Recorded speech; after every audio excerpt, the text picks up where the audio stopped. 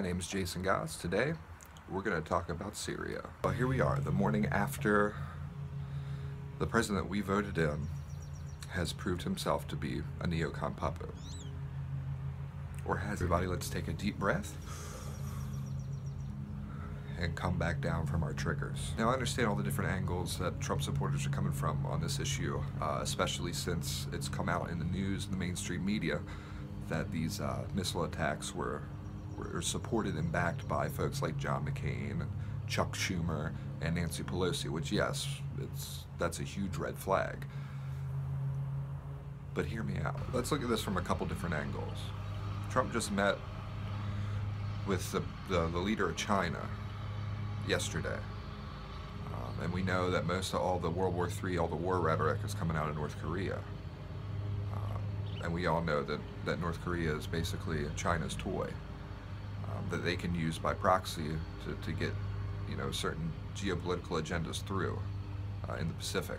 Now, I believe that has part and parcel something to do with the strikes that were launched on that Syrian air base. One, to prove that, basically an act of brinksmanship, because it's the only way that the communist Chinese regime is going to take any hints, because the way they look at it, if you back down, you don't show strength, then you're weak and you're ripe to be taken over. But that's not the case this time. Also, Syrian media reported at the airbase itself that there were no casualties. There was some infrastructure that was destroyed. There were a bunch of craters put in the runways there, but nobody was killed. But there are some reports that I've seen that state that there maybe were 1 or 2 casualties, some injuries, what have you. Now, the big thing that sticks out to me, the reason why I think it was partially a message to China, was first of all the timing of it, and second of all the quick reaction time. The fact that it really only took probably from 3 p.m. and then I guess roughly 9, 10 p.m. Eastern time here in the United States, they launched the missiles. Personally, I believe the initial gas attack itself in Syria was not conducted by Assad. Like I said, if you go back to 2013, the exact same situation, the exact same narrative.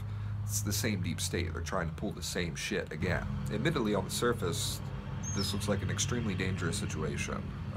You have rhetoric coming out of Russia, coming out of the executive in the Kremlin, saying it was an act of aggression, that they basically came within inches of actual Russian troops intervening in the situation. Now, what's the main narrative being pushed by the mainstream media, the DNC, the Never Trumpers, ever since we came close to the election during the campaign?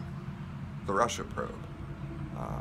That Putin was in league with Trump, gave him assistance, helped hack the DNC to be able to get him elected, when it's come out that in all actuality, the people receiving funds from the Kremlin itself were people in the DNC, Clinton, John Podesta.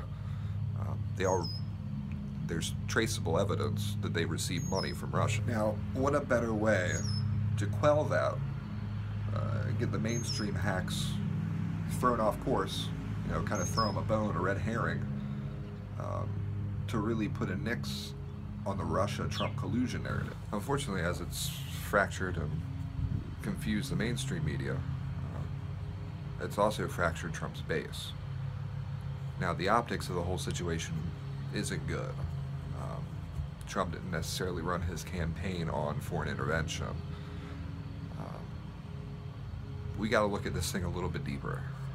It's a little bit quick to jump to conclusions, jump off the Trump train, what a lot of people are doing. As we can see, it only took 24 hours for the mainstream media narrative to change from Trump-Putin collusion to now Trump and Putin are at odds with one another, which I think is going to work to Trump's favor. It's clear that the neocons in government are trying to co-opt Trump. It's not a new plan. It's something that they've done before, specifically with Ronald Reagan when they brought in Bush. He had a lot of things that he wanted to get done that never happened, or they were drug out, or things were instituted such as, hyping up the war on drugs. in increasing the prison population. I mean, these were all things that he didn't run his campaign on, but things that eventually got through. And let's not forget that they tried to kill him. Trump is going to let the neocons think they're winning.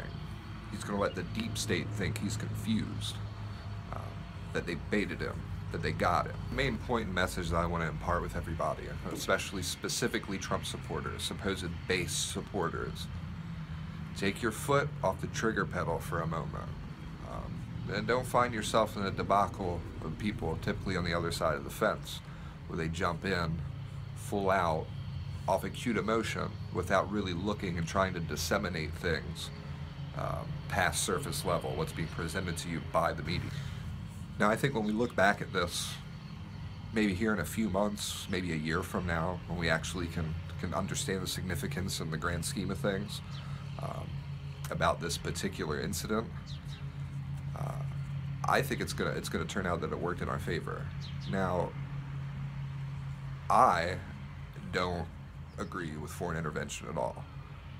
But also, I know, just from a historical perspective and looking at Trump's body of work so far, that it's a little too soon to throw him under the bus, simply because of this. He's surrounded by traitors, even in his own cabinet. A lot of those, I really don't think that he knows who all is against him. But he's going to find out soon, and it's through these types of strategies, these types of war games, because it is military strategy, that they're going to weed themselves out, and we're going to have a little bit more clarity and a little bit more power to be able to get through what we want to get through. Everybody sit back, let the stress roll off of you, breathe in the beautiful day, and don't get triggered.